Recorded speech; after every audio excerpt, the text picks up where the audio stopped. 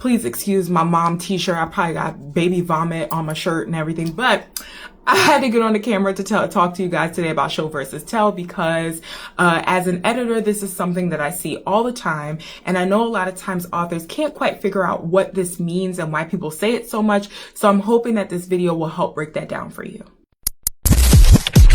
Check this out. The reason I think this concept of show versus tell can be really complicated is because in some places you do need to tell and not show, and in other places the opposite can be true. So sometimes it's a little difficult to know where to show and where to tell, but I do think if you kind of understand the two things, you'll kind of know as your story progresses how you should be using them. So when you're talking in terms of character development, right? So you're trying to craft these characters, you want people to relate to them, you want people to understand them. Sometimes an author can get caught up telling the reader what they should feel about a character instead of allowing the character's actions, how they think, and what they say to show the reader these characters' motivations. So an example of that would be to keep saying, man, LaToya is a great mom. You know, LaToya is a great mom. You know, every time I see that girl, LaToya is a great mom. Now, what does that tell you about me? Okay, you can tell the person that I'm a great mom, but if you haven't seen me be a mom, you may not agree with that statement. Or if you've seen something different, you may not agree with that statement. So rather than continuing to say LaToya is a great mom, you might say, wow, look how much time she spends with her kids. Look how the child smiles when they see the mom, you know, come into the room. And so you're basically allowing the character to be their true selves, and the reader is coming to their own conclusion to say, wow, look at that lady. She's a really good mom, versus you just saying, she's a good mom.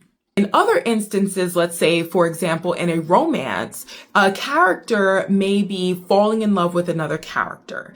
And if we kind of only base it off actions, depending on your definition of love, you may or may not see what the author intends you to see. And so in this case, sometimes you want to tell the reader what the characters are thinking about each other. So there may be a moment in the story where dialogue comes into play, right? Because the hero might be telling the heroine why he fell in love with her, why she's amazing. And so in his dialogue, even though he's telling the reader these things about the heroine, it's helping to show how amazing she is and show her character. And so this is how we use dialogue as a technique to show what we want our readers to see in our characters, but you're still kind of telling them.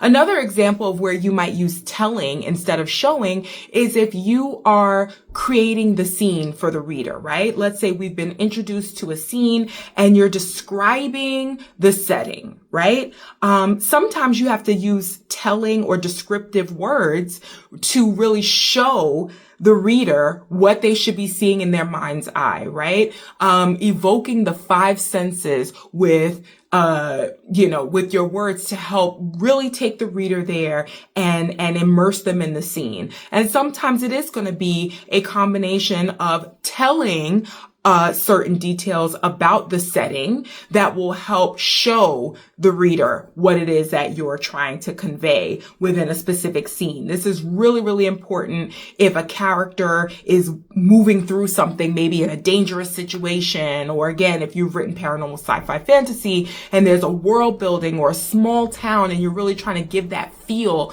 of the small town, you're going to have to tell certain details in order to show the reader what it is you're trying to say.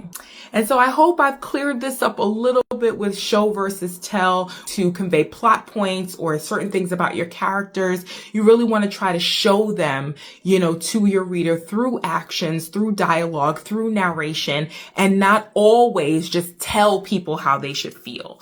And again, I know it's sometimes tough to know the difference, which is why a great editor is always helpful, because they're going to show you, let's tell here where we have enough detail where the reader understands what's going on. But right here, we could be a little more vague. We can kind of allow the reader to come to their own conclusion.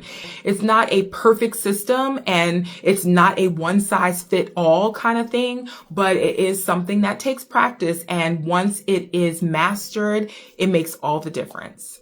Thank you so much for watching.